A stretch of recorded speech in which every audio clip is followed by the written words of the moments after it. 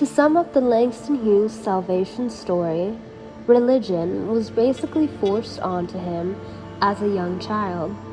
At the ripe age of 13, his aunt would rant and rave about her spiritual experiences of living as one with Jesus Christ.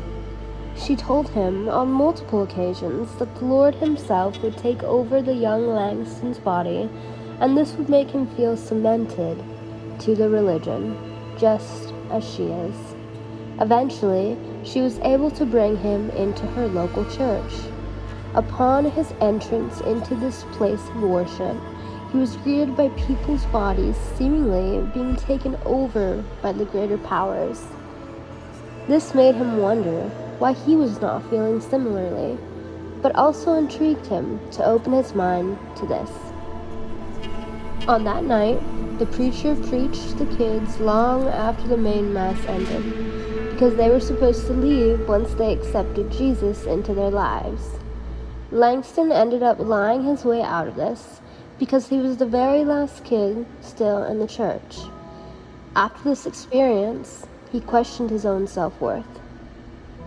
He thought that he was not worthy of God's love, and that God cares about everyone around him, but disregards Langston. He cried himself to sleep that night. Digging deeper into the analysis and the message behind this story, it becomes clear that Hughes is against forcing beliefs onto young people. His aunt set wildly unrealistic expectations for him to experience once he accepted God into his life. Due to him walking in and expecting to be taken into another dimension, and once this did not happen, it caused him to almost resent the beliefs of the people around him, especially with the fact that they expected him to feel as they did. To him, this means that he did not meet expectations and somewhat disappointed his family. Langston has even noted that when he wrote the story that he still has not understood the concept of religion.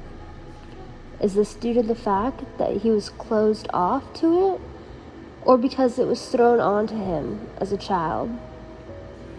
The message spread in this story is a beautiful example of beliefs being thrown onto a child by an older figure.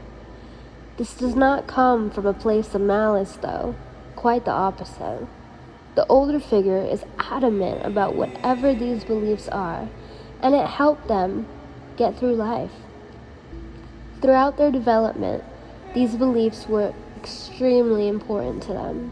So when it comes to meeting impressionable children, they believe that they must spread their knowledge to them, and that will make the child's life better. This is a massive misconception, though. The elder figure has aged with this belief and went through a learning process to figure out what helps them and what does not. This causes them to do much like Langston's aunt, exaggerating the effects that this belief has. Once it comes to the child actually experiencing this, they tend to be disappointed with the outcomes, or as Langston goes through, feelings of unworthiness. So while the elder is attempting to make the life of the child better, it actually tends to subconsciously turn the child against the belief system. This is not exclusive to religion in the slightest. There are a vast range of beliefs that parents push onto their children that end up backfiring. This is extremely common in politics as well. I know many people on both ends of the spectrum in this way. If their parents were extremely far right, they may tend to rebel and retreat to the far left end, and vice versa, where their parents are far left and they challenge the beliefs of the parents by moving far right. This effect can happen with anything that is forced onto children: jobs, values, religion, politics, etc. Overall, this goes to show that parents and influencers need to learn to let children be free thinkers and question what they are told and who they should trust.